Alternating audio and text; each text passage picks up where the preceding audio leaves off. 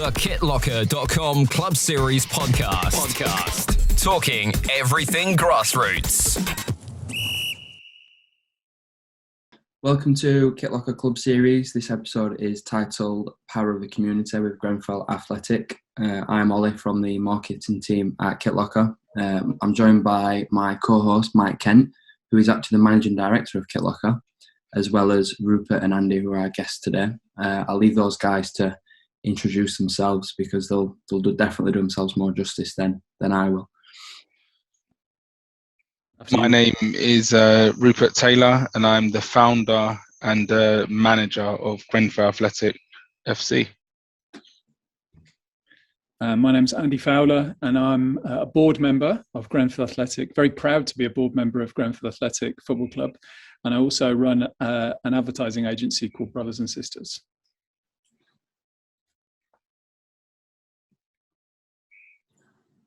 Mike, you going to let us know what your voice is like?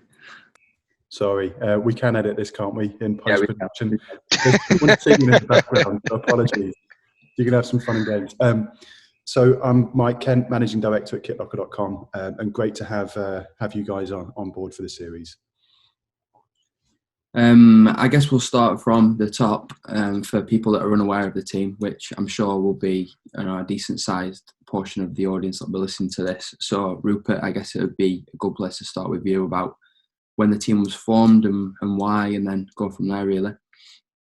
Yeah, no probs, Ollie. So, started the team back in 2017, a few weeks after the fire, and I suppose based on my work within the community, I felt compelled to support. I've worked with families, children and young people since I was young for 20 years now in the making. And one of the centres that I used to work for was the first organisation to open up for the tragedy at 2:05 in the morning. So we became a respite centre for Grenfell survivors and other people from the walkways as well. Having been dealing with a lot of, that time, it was quite turbulent. As you can imagine, there was many survivors that didn't have ID, driving license, passport, a bank card, their mobile phones. Unfortunately, that tragic evening was a life changer for many individuals in our community. And our centre was really strict on not allowing anybody in if he wasn't a Grenfell survivor. So we wasn't letting press in, we wasn't letting celebrities in, or even royalty, to be honest. And as I was leaving, or walking out for the evening, I saw a young man that was there just loitering outside, and I says, are you all right? I mean, he looked really withdrawn, a bit coy, he didn't see, I thought he was pressed to begin with. I was like, are you all right there? I was waiting for the cameras to come rushing around the corner, and they didn't. And I just said, can I help? And he said, no, he's okay. And then I asked him if he was a resident, and he said yes. And I just said, look, everything in here is for you. We've got anything from baby wipes to beans to full-on jackets. We had absolutely everything there at the ready for survivors. And after spending some time with him, I got to know that unfortunately he lost his parents, not in the fire, but while he was a teenager, and he only lost them three months apart,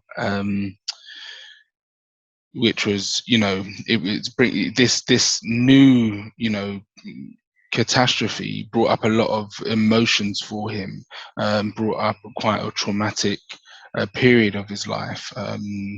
I couldn't imagine losing my parents as a teenager, 3 months apart. And yeah, I mean, after spending a lot of time with him, I quickly realized that he was on a downward spiral. And I asked him how did he get through such a difficult period of losing his parents, and he said football. And I said, right, we'll create a football team then. And that's the origins of Grenfell Athletic. Thanks for that, sharing that, Rupert. He's obviously, that's had a massive positive impact on him. Like, obviously being able to channel his emotion and stuff through sport. What kind of impact has it had on the community as a whole, like on the wider community? Has it been a case of everybody supports a football team in London and now Grenfell's their second team, or is it further than that? Like, is it the family kind of feeling? To be honest, it's absolutely, the response from the community has been absolutely fantastic. The most important aspect of the club for me is that people are behind us. We're not just lads playing football on a Sunday. Actually, we're servants to our community. We're servants to everybody that has an affinity to Grenfell and what took place on that evening. And it did split and divide the community when it happened, not from each other, but I'd say from the world.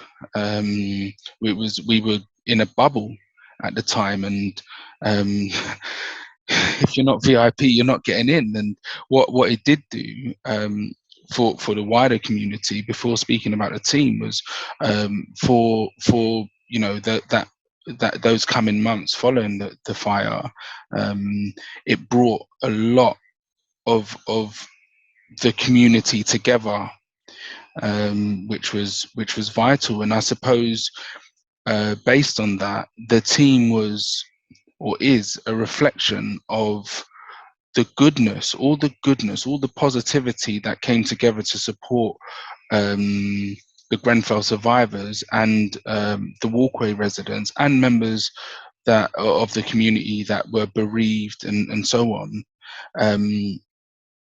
We are the good. We are the good that comes out of that. And the impact on the community has been nothing short of incredible. The residents support us, and that means the world to me and the team. I, like many people, have pulled on a lot of random football shirts for different teams that I've played for on a Saturday, a Sunday, a five-a-side team during the week. You don't really think about what the badge is just because teams come and go. Do the players that obviously play for the side now, when they're pulling that shirt on, do you get the impression that it's obviously a different feeling to what, everyone else, when everyone else is pulling a shirt on? Is it verbal, or can you see it in the face, or what kind of feeling is it? I mean, why I'm laughing or why I got a smirk is I played for the first 2 seasons, so I've been a brother to all the players that are out there, and I know exactly what it feels like when you put on a shirt. You're in awe. I mean, there's something really incredible about it. There's something that takes hold of you, and it encourages you to do your best, to be your best.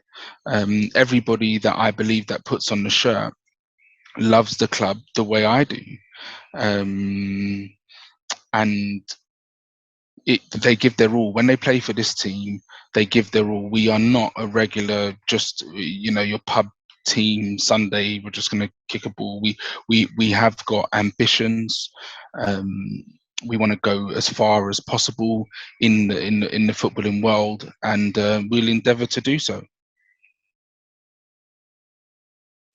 Talk to me a little bit about that ambition, just for the sake of the audience, just because I know what you've got planned, and it's far beyond 99% of grassroots football teams. So I think it'd be really good for people to have that understanding of where you want to take this, because it is far and beyond anything that I've come across. When we started Grenfell Athletic, I won't bore you with how the name came about, but rest assured, at the beginning, it wasn't actually going to be called Grenfell anything. We were trying to go for like North Kensington, along those lines, but that's for another day. The athletic part was always kind of like a seed that we implemented right from the beginning, and the idea was this football club wasn't only just going to be a football club.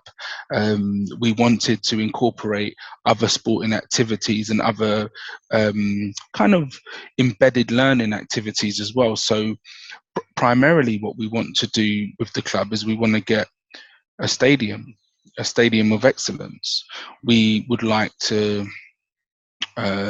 build other football teams, so a women's football team, a junior football team, but in your stadium of excellence, it isn't just going to be based on football. We're going to have arts and crafts. We're going to have social media / media workshops.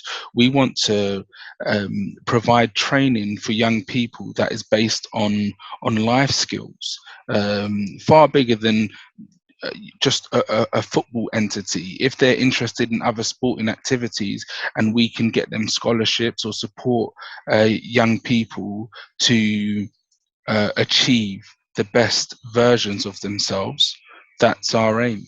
We'll have bespoke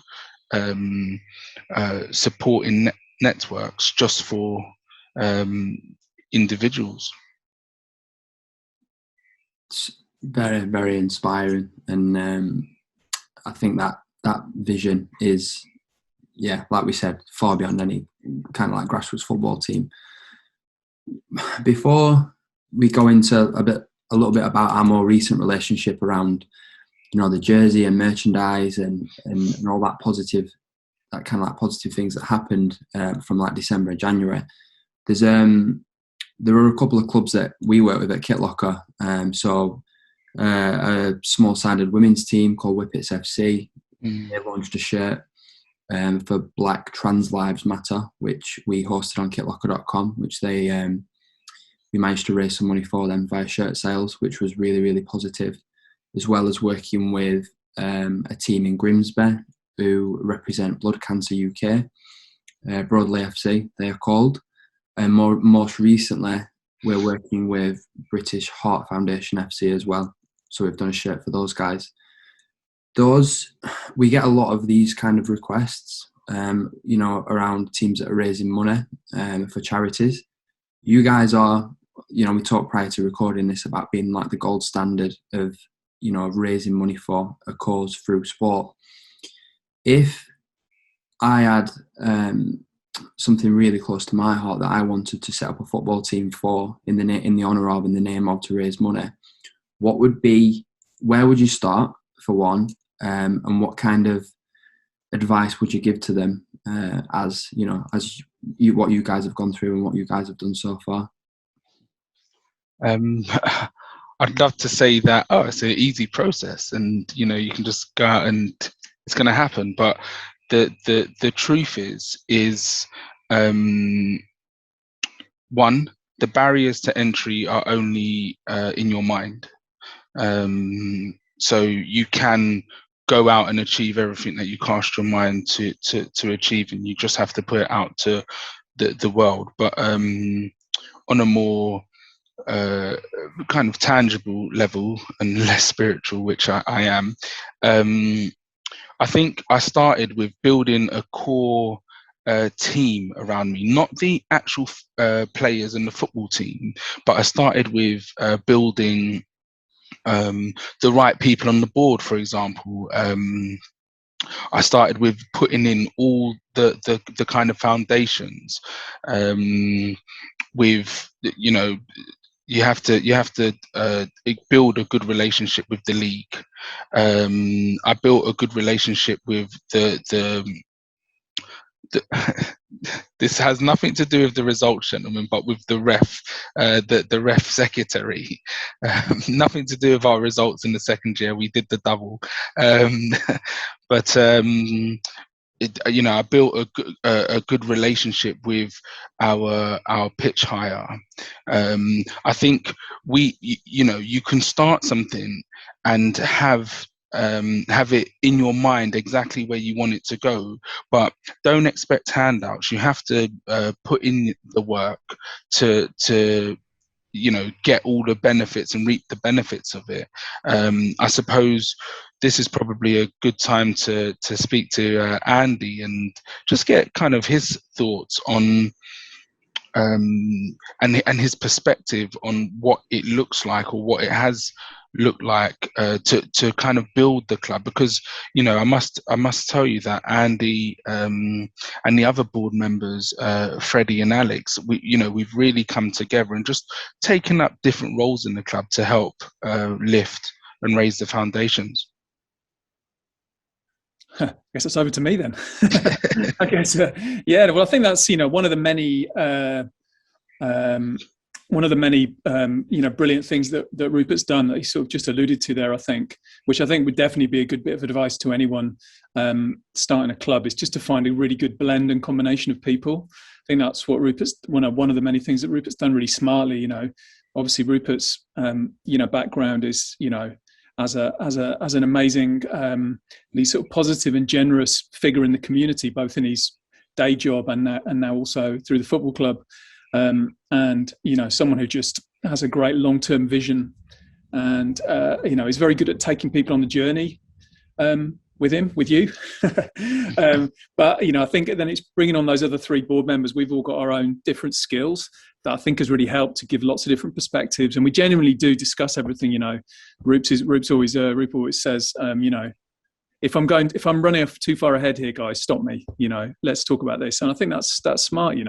My background is more in marketing, and the kind of, I suppose, the creative side of marketing, and so I have a decent understanding of how brands work, which has been helpful. Alex, one of the other board members, is a kind of a sort of I guess I would say a sort of West London entrepreneur who owns some gyms and some hotels. So he's a really commercial guy, but also warm-hearted and kind of gets the vision, and is also, I guess, a very pragmatic person. So sometimes we have these flights of fancy, and Alex kind of kills the mood in the room by going, "Guys, can we come back down to earth here?" And we're like, "Oh, Alex, come on, go with us." But you need that, don't you? You need that combination of, and then Fred is who the fourth board member, who's also the assistant manager, is just a very close relationship with Rupert on the footballing side of things. And I think Rupert, you've known each other a long time, and you really, really trust his judgment to be your other sort of eyes and ears, I guess, on the football side of things. So, and he has many other skills as well. So yeah, I think that'd be the first thing I would say, is that combination of people. It's doing something on your own is hard. I know when I started my advertising agency, I did it on my own, and that was really hard, and I wouldn't do it like that again. I think try to find other people who are not like you as well. Sometimes think there's a lot of stuff, isn't there, at the moment in culture around unconscious bias and the way we tend to hire people, and people often tend to hire people who are like themselves, because that's just a natural instinct, as you're drawn to people who you have things in common with.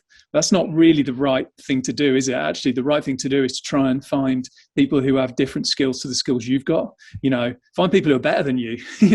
Don't be threatened by that. I try and do that in my work now. Let's try and find people who I'm going to learn from. And so that, I think that's a great, hopefully useful bit of advice, and something that Rupert's done brilliantly well.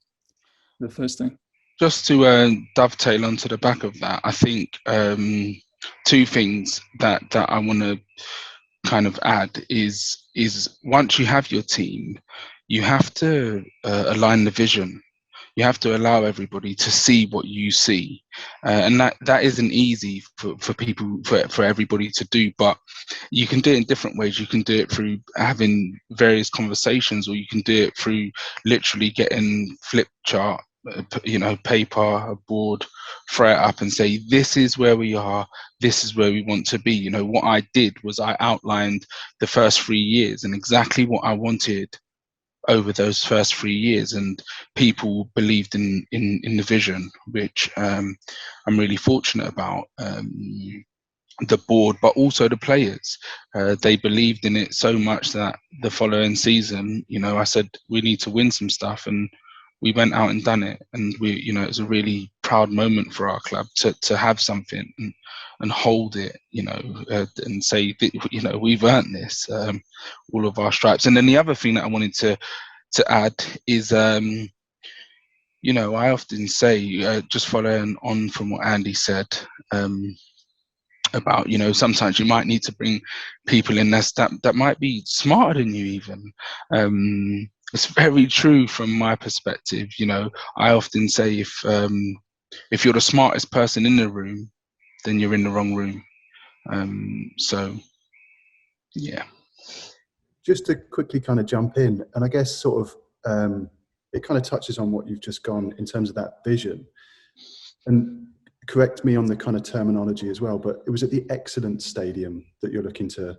Is that part of your vision? And I guess the question in this is, when do you see that coming to life, and how does that kind of form part of a vision? Thank you. Realistically, in London, in West London, our concrete jungle, we're not just going to get one around the corner tomorrow, so that's going to take some time. The idea is, if there is a home for us prior to trying to build on our concrete jungle around the corner from, Grenfell, or in a mile's radius, but yeah, prior to that, then our aim is to potentially commandeer a stadium that may be slightly out or a bit of a drive away, where you can see a bit more green spaces, and slowly build from that, really. For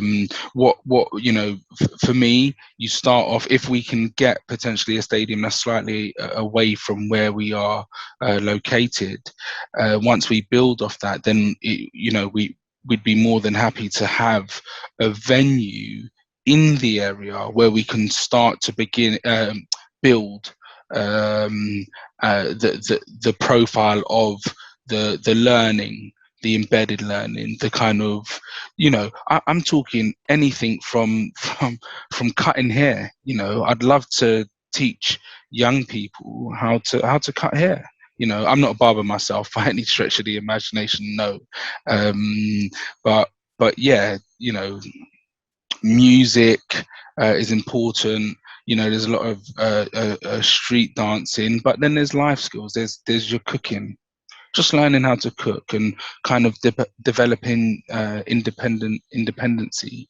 I'm all for that. So time-wise, I'd love to be in a stadium within the next 3 years. Building the Stadium of Excellence probably take a little longer. Just to go back to where your skill set lies, Andy, and I think that this is really, really applicable to a lot of people that are starting a team out for the first time.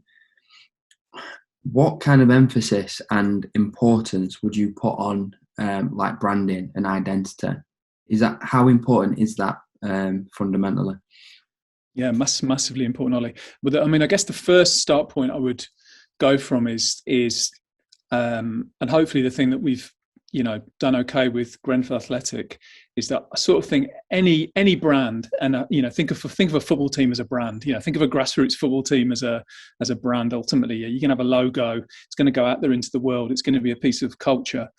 I think the most important thing you've got to do first of all is to kind of work out what is your truth. Find your truth. I think like every grassroots football club, when it starts off, is going to have a unique story to tell. you will have. Think about it. You will have. With Grenfell Athletic, obviously we have an advantage in a way because the story of Grenfell Athletic is clearly unique. It's completely unique. I think we have the ability, as we've kind of already started to show, to kind of transcend football into something much bigger, really, because there's so much there that people can relate to and sympathise with, etc., and get excited about. But to find the truth of your football team, what you got to do is look around you and listen. I mean, if you've already heard Rupert talking, and probably the word that he's used more than any other word is community. And so when we were trying to work out, okay, what does Grenfell Athletic stand for?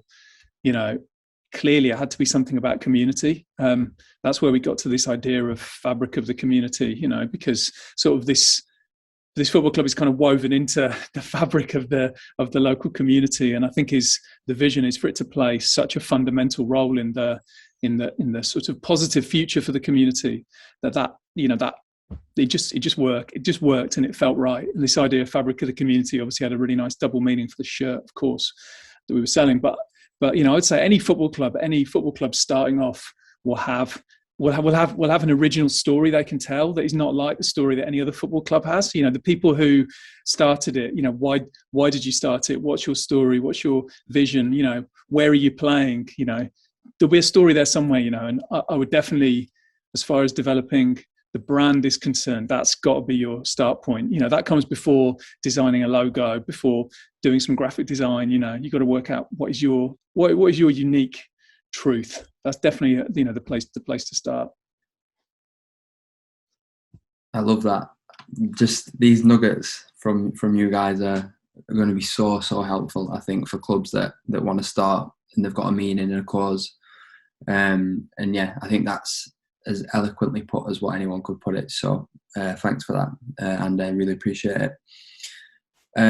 Before we kind of get into a little bit more of the nitty gritty of working with Kit Locker and our launch together, one thing that I did want to ask, which I'd like to think that probably people that are listening to this may be thinking this as well, and it's something that I've noticed when you play against clubs that have got a lot of money, as an example. There's an immediate negative association to them. I'll not name any specific clubs, but people look at them and they go, it's like the haves against the have-nots and stuff like that. With you guys, Rupert, on a match day, do you find yourself, not in a negative way, but do you find special treatment from opposition, or they're turning up just ready to get 3 points as well? Or is it kind of they're sympathetic, or they understand the journey? Does that have any bearing or impact on a match day? Very, very, very good question. I would say empathetic, not sympathetic. I would say that the teams are some teams that we've come up against are definitely understanding to and respectful in regards to, wow, you've created this.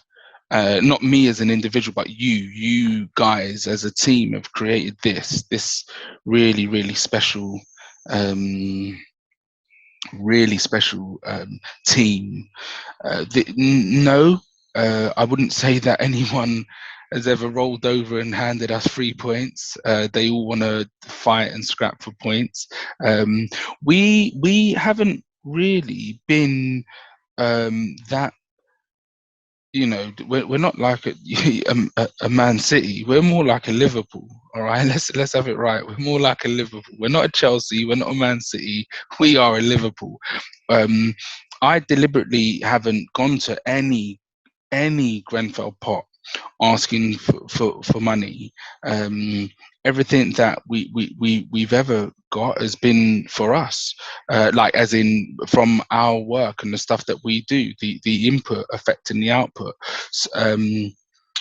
In regards to teams that, I don't know, if they're giving us respect, it's because of our footballing ability, and it's because of what they know of us and what we've done out on the pitch. If there's ever respect given before we kind of go out, and it's all psychological, guys. If you go out and you've got the win in the mind, then the feet will do the rest. I love that you've got the. I knew you'd get the Liverpool connection in there. I knew you would. Go on, Mike. Are you Jurgen Klopp then, or more of a Tom Werner? I'm definitely a Klopp. I'm definitely a Klopp. My management is. I would hope actually that the players would say that it's quite inspirational, and I've got I'm a man manager, so I will speak to the players, like the team as a whole, but I'll also spend a lot of time speaking to the players, not just on match day, not just in training, but during the week. I'm regularly touching base with them, seeing how they are, making sure that they're okay, just seeing how they are psychologically, and if they're equipped to go out on a Sunday and make us all proud, really. So I'm definitely more of a Klopp. I knew you would be. We briefly lost Andy there, but thankfully he's back, because this question's aimed at both of you, and this kind of like moves the timeline on a little bit to, where I will launch together on the merchandise side in December. I'll answer this now from my side, and the answer is no, I didn't expect it. But did you expect the kind of reaction that you got from this merchandise launch? Was that something you were like, yeah, we knew that would happen, or was it a bit like, wow, we didn't expect this? Go on. I could see you were going to go, Roots. I would say yes. Definitely expected to have the community behind us. We do make a difference in our community, and as time goes on, we'll make even more of a difference. And basically, the more we're supported is the more we're able to support. So yes, the community as a whole has seen nothing but good in this. From the kind of influencer / celebrity side, from my perspective, I couldn't have imagined how many yeses there were when we said, this is who we are, this is what we're doing, would you like to be involved? And I couldn't imagine that we'd get so many yeses, to be honest. Sorry, Andy. Please. No, that's good. Yeah, I mean, I think, I've always felt since Rupert very first told me about Grenfell Athletic that, as I said before, this is a completely unique football club, that there isn't really any other football club like this. Well, if there is, I'm not really aware of it, So I think I could probably not quite have articulated it before, but I think I had a really strong feeling that this had the potential to cross over well beyond football and become some kind of big phenomenon in culture, because like you said before, Ollie, it feels like, football's a very partisan thing, isn't it? We all have our team and we just wear the shirt of our team. Sometimes we have like a Premier League team we support, and then maybe we like a lower division team, or we like an Italian team, or we have our Sunday League team we support.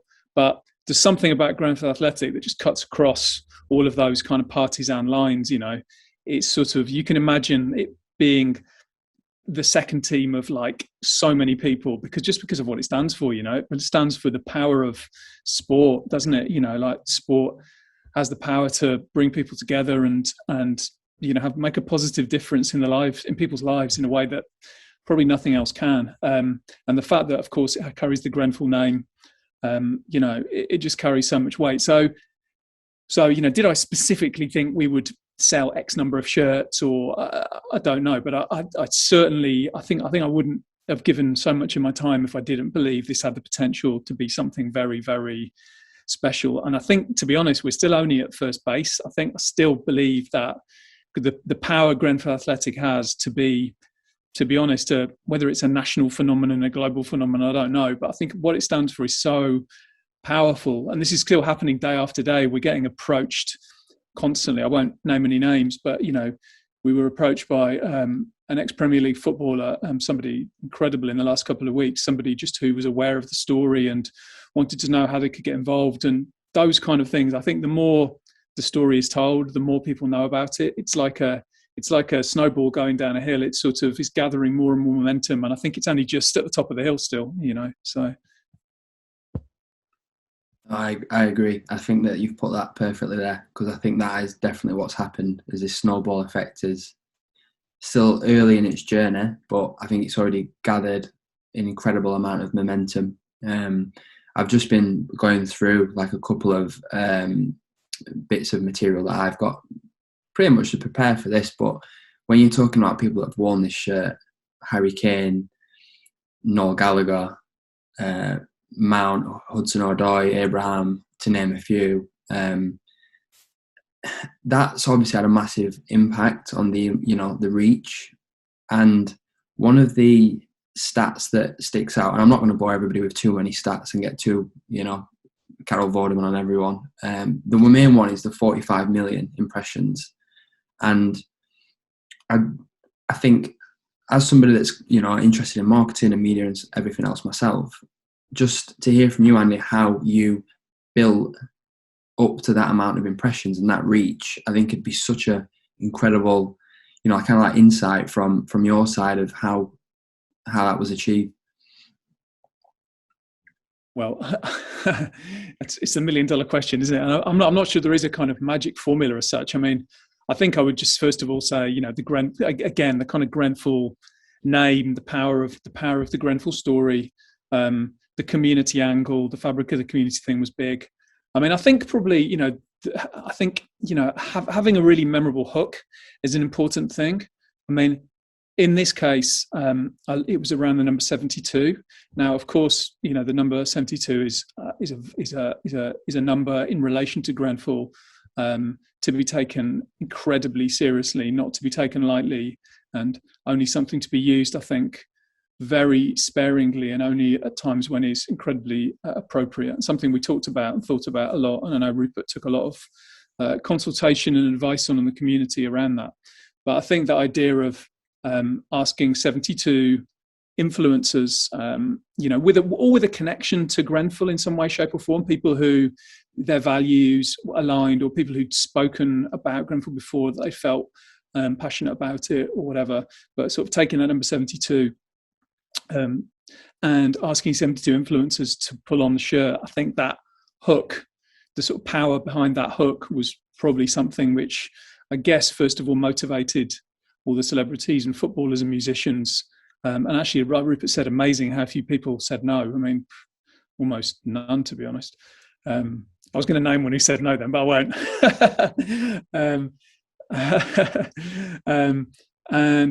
So I think that hook was powerful. And then also I think we were quite, it was partly by design and partly by accident as well, I guess, was we kind of intentionally asked all the influencers, rather than setting one day, rather than saying we all want you to wear the shirt on Tuesday the 17th of December, we sent all the shirts out knowing that because some of them are going through agents, some of them are going direct to the star, that they would probably happen over a couple of week period.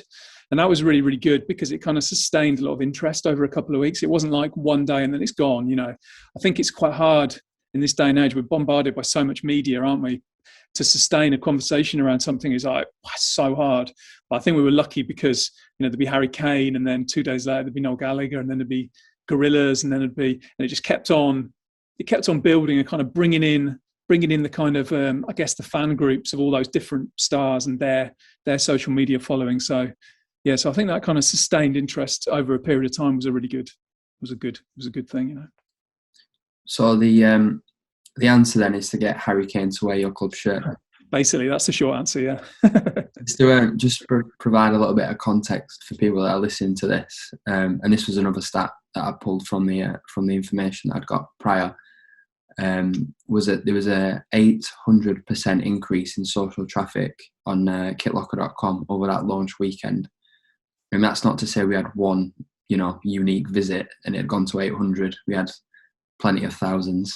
Just obviously Mike's on this call. I need to big up the social traffic that we generate for ourselves. So yeah, that 800% is not a number to be, taken lightly. It is huge, and obviously that's due to the work that you guys did as a collective. So it was far beyond anything that I could ever have imagined, and something that we're very, very proud as a company, I think, to have been fortunate enough to be behind. Especially from them early conversations, there was a number of people that that wanted to be a part of that story.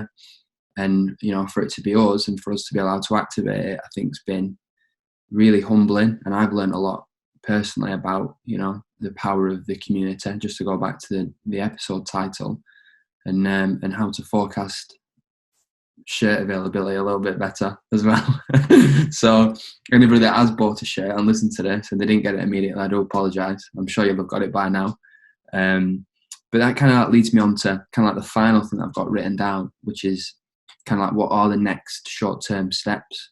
I don't want you guys to, let the cat out of the bag or anything like that, but just to get a bit of an idea of what the next short-term goals are. Obviously, the league's been cancelled now, hasn't it, Rupert? Rest of this season. What does it look like over the next 3, 6, 9, even 12 months in your eyes? Yes, the league's gone. We've still actually got a message yesterday. We've still got we're still in a couple of cups, which I'm really happy about. So we'll try and see out the cups. Obviously, we've had no training because of the pandemic we've been in. But yeah, I suppose our aim is to prepare for next season, kind of in this window now, as it were, when we can go back to training after the 29th of this month. We will we'll definitely endeavour to do so and work as hard as we can to prepare for the new season. I think, from our perspective, we only want to win the league, and win cups and gain promotion and just keep moving up the ranks. We're looking at a decent pre-season. There's quite a couple of fun opportunities that are there. We also preparing quite loosely at the moment, but we're preparing for what a potential tour could look like for Grenfell Athletic, and yeah, I suppose by this time next year we could be invited back to this podcast to tell you that we're on course to winning a league and a couple of cups. That's what the plan is. Yeah, I love that. You've got to aim high, right? That's there's no point in participating, is there, unless you're aiming to win it all. So that is, it's commendable. Has anyone got anything else that they want to add or share prior to me hitting the end record button? No, just I think from our side, just to really say thank you to you guys at Kit Locker for helping us in such a massive way, using your platform and your skills and your knowledge and your expertise to help us on our way, really. And yeah, it's been great, and hopefully we can continue. Hopefully this is just the beginning, and we can together kind of continue to build something brilliant for all of us. Yeah, I'll definitely come in there and say I agree. I think it's deeply appreciated, all the work that everybody's put in to support our team and our club, the players, the community. Kit Locker have been fantastic. Nike have been fantastic.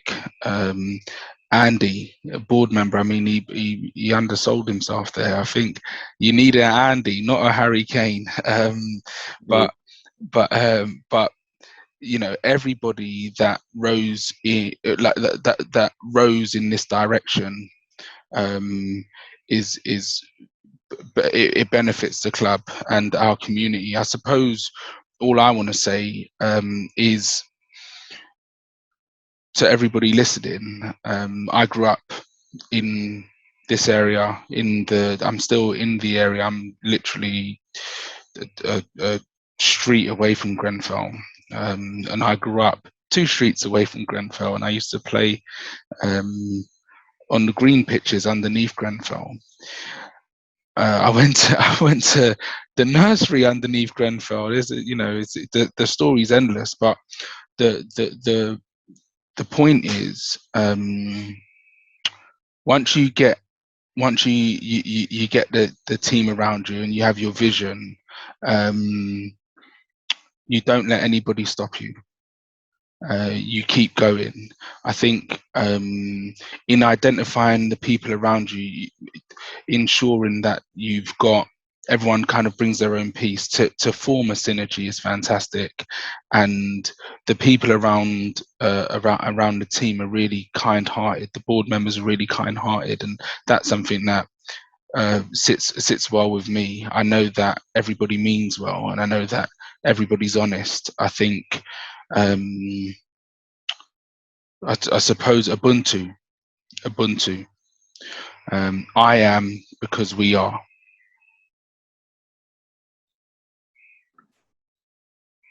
I wanna play for the team. I wanna wear a shirt. I wanna do it all, Rupert. I really do. Thank you for your time, guys. It's really, really appreciated. And for anybody that is listening to this and have been, kind of like inspired or, motivated by the story, I'd suppose the best place to get to you guys would be via Instagram. So if you just search Grenfell Athletic, I'm sure it'll be the first search result that comes up, and drop the guys a line if there's anything that you want to contribute or help with. All the best for the short, medium, and long-term future. Thank you. Thanks, guys. Thanks a lot. Brilliant. Thanks so much. The KitLocker.com Club Series podcast. Talking everything grassroots.